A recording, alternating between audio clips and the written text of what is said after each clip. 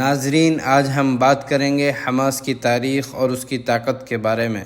Hamas, جس کا پورا نام حرکت المقاومت الاسلامیہ، جو 1987 میں قائم ہوئی، ایک فلسطینی اسلامی مزاحمتی تحریک ہے جس کا مقصد فلسطین کو اسرائیلی قبضے سے آزاد کرانا ہے اور فلسطینی حقوق کے لیے جدوجہد کرنا ہے۔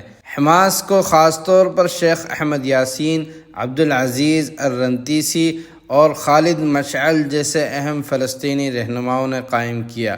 اس تنظیم کی بنیاد 1987 اور 1993 کے درمیان غزہ کی پٹی میں رکھی گئی، جب فلسطینی عوام نے اسرائیلی قبضے کے خلاف بڑے پیمانے پر احتجاج شروع کیا۔ ناظرین، حماس 3 اہم شعبوں پر کام کرتی ہے۔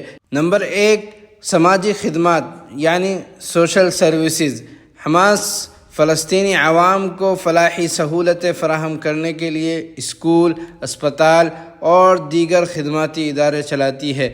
یہ اس تنظیم کی ایک مضبوط پہچان ہے کہ وہ نہ صرف عسکریت پر زور دیتی ہے بلکہ فلسطینی عوام کی روزمرہ ضروریات کو پورا کرنے میں بھی اہم کردار ادا کرتی ہے۔ نمبر 2، سیاسی بازو یعنی پولیٹیکل ونگ۔ 2006 کے فلسطینی انتخابات میں حماس نے غیر متوقع طور پر کامیابی حاصل کی اور فلسطین کی قانون ساز کونسل میں اکثریت حاصل کی۔ بعد ازاں حماس نے غزہ کی پٹی پر حکومت قائم کی جو آج بھی اس کے کنٹرول میں ہے۔ اس وقت سے حماس اور فلسطین اتھارٹی، جو مغربی کنارے پر حکومت کرتی ہے، ان کے درمیان اختلافات اور ٹکراؤ جاری ہیں۔ نمبر 3، عسکری بازو یعنی ملٹری ونگ۔ حماس کا عسکری بازو عز الدین القسام بریگیڈز کے نام سے جانا جاتا ہے۔ یہ بریگیڈز اسرائیل کے خلاف مختلف قسم کے حملے کرتے ہیں، جن میں راکٹ حملے، فضائی حملے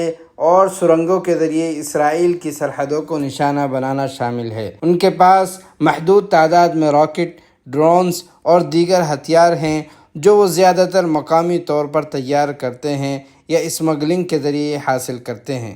ناظرین، اب بات کرتے ہیں حماس کی فوجی طاقت کے بارے میں۔ حماس کے پاس کئی قسم کے ہتھیار ہیں جن میں راکٹس، مارٹرز، ٹنل سسٹم اور ڈرونز شامل ہیں۔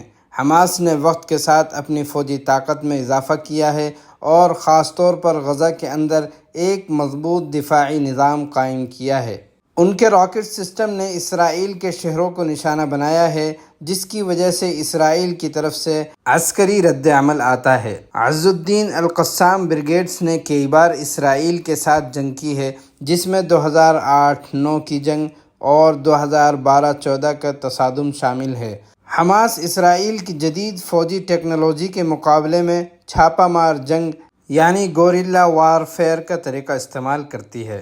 ناظرین، اب آتے ہیں سب سے بڑے سوال کی طرف، کیا حماس اسرائیل سے جیت سکتی ہے؟ یہ سوال عسکری اور سیاسی دونوں اعتبار سے پیچیدہ ہے۔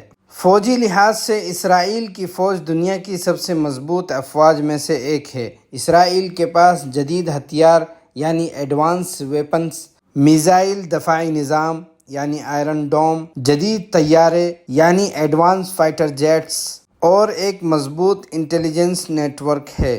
ان عوامل کی وجہ سے حماس کے لیے اسرائیل کو عسکری طور پر شکست دینا بہت مشکل ہے، لیکن حماس کی جنگی حکمت عملی زیادہ تر گوریلا جنگ پر مبنی ہے، جس میں وہ غزہ سے اسرائیلی علاقوں پر راکٹ حملے کرتے ہیں اور سرنگوں کے ذریعے اسرائیلی فورسز کو نشانہ بناتے ہیں۔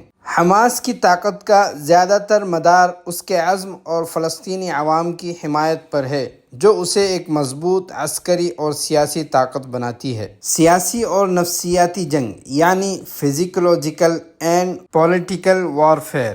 ناظرین، حماس کا مقصد صرف عسکری فتح نہیں ہے بلکہ وہ سیاسی اور نفسیاتی جنگ کے ذریعے اسرائیل اور بین الاقوامی برادری پر دباؤ ڈالنا چاہتی ہے۔ حماس اپنے حملوں سے اسرائیل کو مستقل خطرے میں ڈالتی ہے اور اس کی سیاسی مہمات فلسطینیوں کے حقوق کی عالمی سطح پر حمایت حاصل کرنے میں معاون ثابت ہوتی ہیں۔ ناظرین، مجموعی طور پر حماس کا اسرائیل کے ساتھ تنازع جاری ہے اور فی الحال حماس کے لیے اسرائیل کو مکمل طور پر شکست دینا ممکن نہیں، لیکن حماس اپنی مزاحمت یعنی ریزسٹنس کے ذریعے فلسطینی عوام میں ایک مضبوط آزادی کی علامت یعنی سمبل آف لبریشن کے طور پر دیکھی جاتی ہے۔ ناظرین، اگر آپ کو یہ ویڈیو انفارمیٹیو لگی ہو تو ہمارے چینل کو سبسکرائب کرنا نہ بھولیں تاکہ آپ کو وقت پر ہماری ویڈیوز ملتی رہیں۔